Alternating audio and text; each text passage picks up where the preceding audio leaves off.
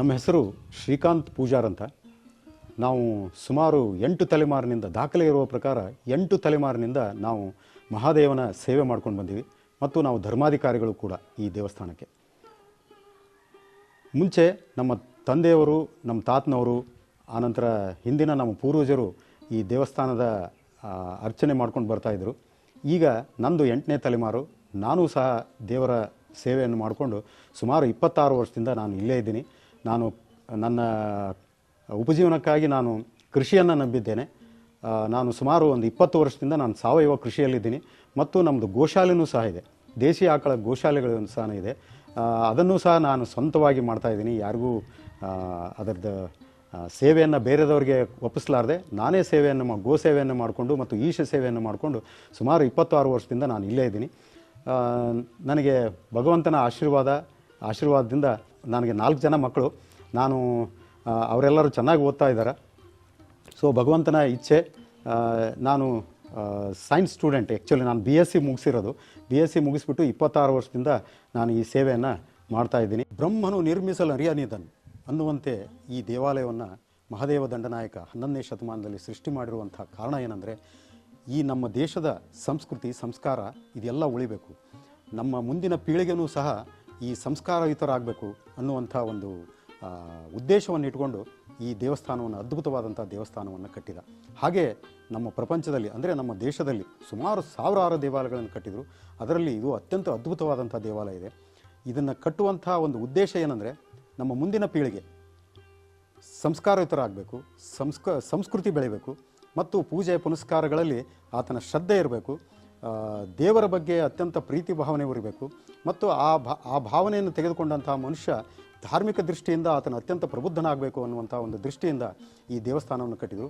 ಹಾಗಾಗಿ ಈ ದೇವಸ್ಥಾನವನ್ನು ಕಟ್ಟಿರುವಂಥ ಉದ್ದೇಶದ ಪರಂಪರೆಯನ್ನು ನಾವೆಲ್ಲ ಯುವಕರು ಇದನ್ನು ಉಳಿಸ್ಕೊಂಡು ಹೋಗಬೇಕಾಗಿದೆ. ಈ ದೇವಸ್ಥಾನದ ಪ್ರಾಂಗಣವನ್ನು ಅತ್ಯಂತ ಶುಭ್ರವಾಗಿಟ್ಕೋಬೇಕಾಗಿದೆ, ಸ್ವಚ್ಛವಾಗಿಟ್ಕೋಬೇಕಾಗಿದೆ ಮತ್ತು ಇಲ್ಲಿ ಪ್ಲಾಸ್ಟಿಕ್ ಬಳಕೆಯನ್ನು ನಾವು ನಿಲ್ಲಿಸಬೇಕಾಗಿದೆ.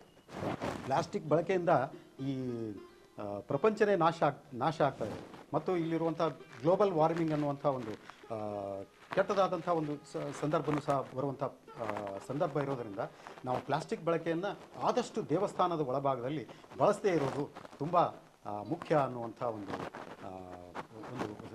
ಸಂದೇಶವನ್ನು ನಾನು ಕೊಡಲಿಕ್ಕೆ ಬಯಸ್ತೀನಿ ಈಗಿನ ಯುವಕರಿಗೆ ಮತ್ತು ಇಲ್ಲಿ ಬರುವಂಥ ಎಲ್ಲ ಪರ್ಯಟಕರಿಗೆ.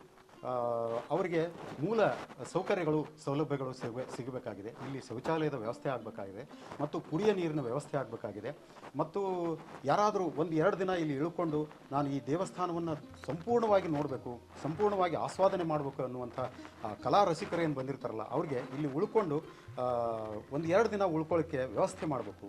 ಅಂದರೆ ಉಳ್ಕೊಳ್ಳೋಕ್ಕೆ ಅವರಿಗೆ ರೂಮಿನ ವ್ಯವಸ್ಥೆಯನ್ನು ಸಹ ಈ ಸರ್ಕಾರ ಮಾಡಬೇಕು ಅಂಥೇಳಿ ನಾನು ಆ ಸರ್ಕಾರದ ಸಂಬಂಧಪಟ್ಟ ಅಧಿಕಾರಿಗಳಲ್ಲಿ ಮತ್ತು ರಾಜಕಾರಣಿಗಳಲ್ಲಿ ನಾನು ಆಗ್ರಹ ಮಾಡ್ತೇನೆ. ಪ್ರೇಕ್ಷಕ ಬಂಧುಗಳೇ ಪ್ರಣಾಮಗಳು. ತಾವು ವಿಶ್ವ ಪ್ಲಸ್ ಟಿವಿ ತಂಡ ಪ್ರಸ್ತುತಪಡಿಸುತ್ತಿರುವ ದೇವಸ್ಥಾನಗಳ ಚಕ್ರವರ್ತಿ ಇಟ್ಟಿಗಿ ಅಥವಾ ಇಟಗಿ ಮಹಾದೇವ ದೇಗುಲ ನೋಡಿ ಬಂದಿದ್ದೀರಿ. ಮಹಾದೇವ ದಂಡನಾಯಕ ಕಟ್ಟಿಟ್ಟ ಮಹಾದೇವ ಮಂದಿರದ ನಿರ್ಮಾಣ, ಇತಿಹಾಸ, ಹಿನ್ನೆಲೆ ಹಾಗೂ ಉದ್ದೇಶ ಮತ್ತು ಮಹತ್ವ ಏನೆಂಬುದನ್ನು ಖುದ್ದು ದೇಗುಲದ ಪ್ರಧಾನ ಅರ್ಚಕರಾದಂತಹ ಶ್ರೀ ಶ್ರೀಕಾಂತ್ ಪೂಜಾರಿ ಅವರ ಮಾರ್ಗದರ್ಶನದಲ್ಲಿ ಅರಿತುಕೊಂಡಿದ್ದೀರಿ. ಇವತ್ತಿಗೆ ಇಟಗಿ ಮಹಾದೇವ ಮಂದಿರದ ಸುದ್ದಿ ಕಥೆಯ ಸರಣಿ ಮುಕ್ತಾಯವಾಗುತ್ತದೆ. ಇಂಥದೇ ಮತ್ತೊಂದು ಐತಿಹಾಸಿಕ ಪ್ರಸಿದ್ಧ ಧರ್ಮಕ್ಷೇತ್ರದ ಸಂಚಿಕೆಯನ್ನು ಸಂಯೋಜಿಸಿ ಮುಂದೆ ಶೀಘ್ರದಲ್ಲೇ ನಾವು ನಿಮ್ಮ ಮುಂದೆ ಹಾಜರುಪಡಿಸುತ್ತೇವೆ. ಅಲ್ಲಿಯ ತನಕ ನಮ್ಮ ದಿವ್ಯ ದರ್ಶನದಲ್ಲಿ ಶ್ರೀ ಪಂಡಿತ್ ರಘುಪ್ರೇಮಾಚಾರ್ಯರ ವಾಗ್ಜರಿಯಲ್ಲಿ ವಿಶ್ವ ಪ್ಲಸ್ ಟಿವಿ ಪ್ರಸ್ತುತಪಡಿಸುತ್ತಿರುವ ಶ್ರೀ ಹರಿಕಥಾಮೃತ ಸಾರ ಮೇರು ಕೃತಿಯಲ್ಲಿ ಶ್ರೀ ಜಗನ್ನಾಥ ವಿಠಲರು ದಾಖಲಿಸಿಕೊಟ್ಟ ಶ್ರೀ ಹರಿಮಹಿಮೆಯ ಪದ್ಯಗಳ ಚಿಂತನಾ ಸರಣಿಗಳನ್ನು ಮತ್ತು ವಿಶ್ವ ಪ್ಲಸ್ ಟಿವಿಯ ಇನ್ನಿತರ ವಿಡಿಯೋಗಳನ್ನು ನೋಡುತ್ತಾ ನಮ್ಮ ಜೊತೆಗೂಡಿರಿ. ನಮ್ಮ ಮಾಧ್ಯಮ ಅಭಿಯಾನಕ್ಕೆ ಬೆಂಬಲಿಸಿರಿ. ನಮಸ್ಕಾರ. ಇದು ನಿಮ್ಮ ವಿಶ್ವ ಪ್ಲಸ್ ಟಿವಿ. ವಿಶ್ವ ಪ್ಲಸ್, ಜನಹಿತಕ್ಕಿದು ಜ್ಞಾನದ ಜಾಲ.